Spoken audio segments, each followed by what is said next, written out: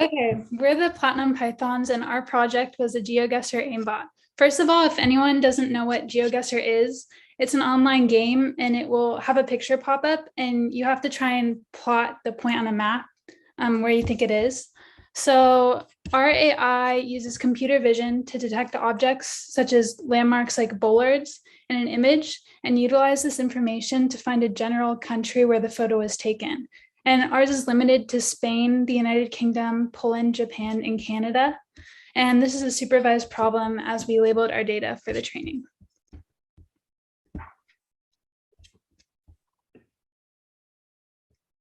This is our team.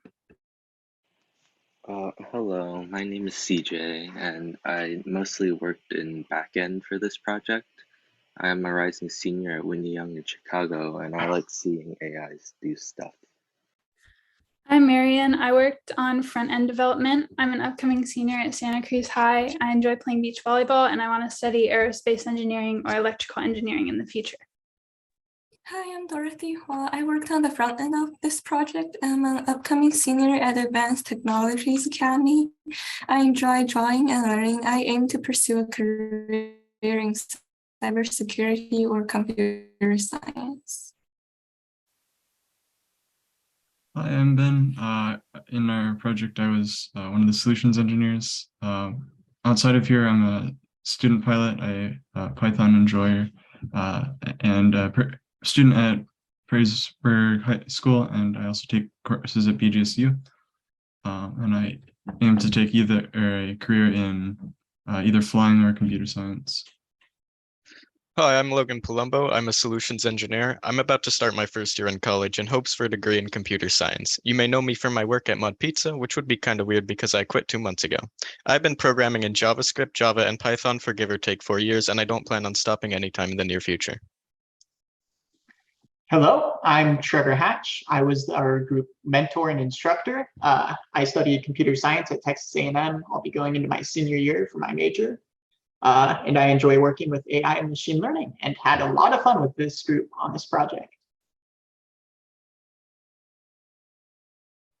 So now we want to demonstrate how it works. So we are limited to just a few countries because of limitations, how long it takes to label data for us. We didn't have so much time. So we will start with an example in Poland. Can somebody name a city in Poland? And we will look in there.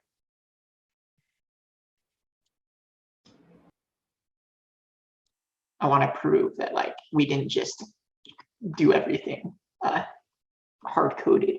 All right, so I do not know where that is, and I can't see it right away, my bad. Krakow. Okay, there we go, I found it. Pardon me, I don't know how to pronounce Polish cities. All right, so here is a nice view. Now let's see, so our AI can do signs, bollards, and electricity poles. So if we walk around a little bit, you can find an area with signs. All right, let's go ahead and try this out. I see these. All right, so I'm going to take these and I'm going to make an image of just this screen, file, save as.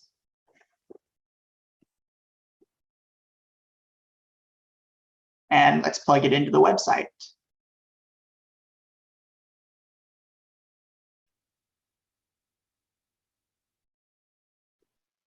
Wow, so our AI detected that this was not in fact Poland and this is actually in Japan. So our AI just works perfectly 50% of the time, so keep that in mind. Here's our confusion matrix for YOLO v5, and it tells us the relative accuracy of our AI. Due to the time constraints of our project, we couldn't gather as much data as we could have, and if we had more time, we probably could have fixed that. because of that, our AI may have made a mistake. Okay, so here are the bounding boxes that our AI made. And looking here, it made bounding boxes for each of the signs and some poles. And based on the confidences here, it ended up deciding that this was Japan instead of Poland. All right, let's give it another shot. So instead of Japan, or instead of Poland, let's try a city in Japan. Can I get any Japanese cities? All right. Want to try to find a good area for Nagayo. Ooh, electricity poles we can do. All right, let's go ahead and give that a try. And a sign. This looks promising.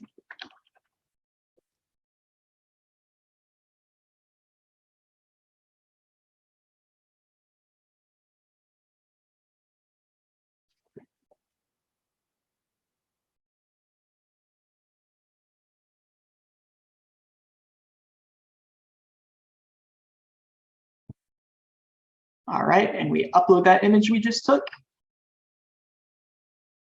Oh, and it gets Japan again.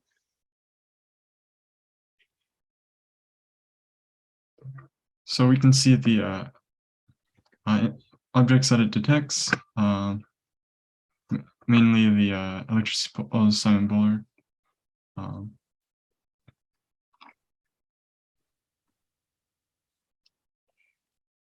So here we have the where it's after we detect our images, we decide where they're from. We can see that here.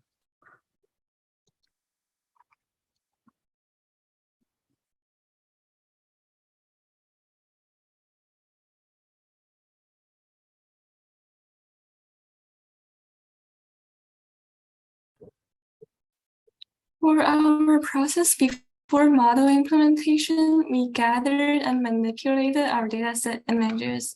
To collect data, we got photos using the Google Street View API and YouTube videos of people playing GeoGuessr. We created a Python script to capture a frame every 60 seconds in the videos. Altogether, we gathered 2,500 images, which we then reduced to 900 usable ones. Data labeling. Initially, we used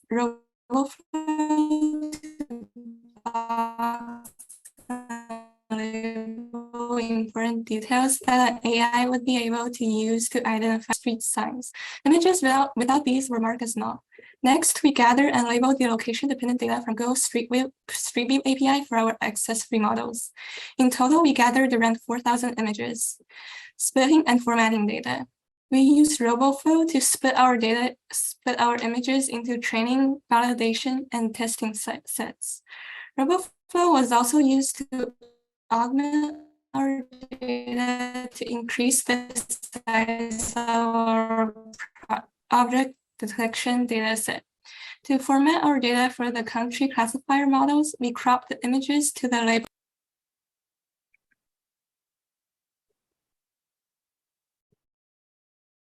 I think we lost you there for a second. Can you tell us again how we got the location data?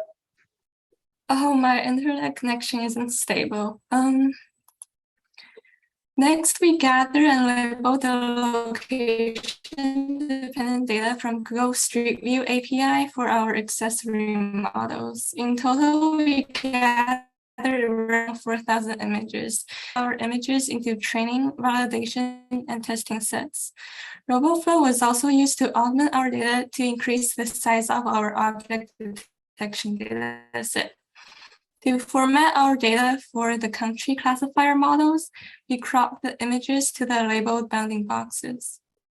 All right, thank you for that. Sorry. Model training. We used Kaggle notebooks accelerated with GPUs to train each of our models. The base model was trained with YOLO v5, while the 3 accessory models were trained in ResNet 18. The primary augmentations we used for the datasets were brightness, saturation, contrast, and hue. Roadblocks and finalization. One of our challenges was overfitting the ResNets. This was mostly due to time limitations. Gathering and labeling a large amount of data was very time consuming, so we couldn't get as much as we wanted to. And that'll be the end of our presentation. Do you have any questions?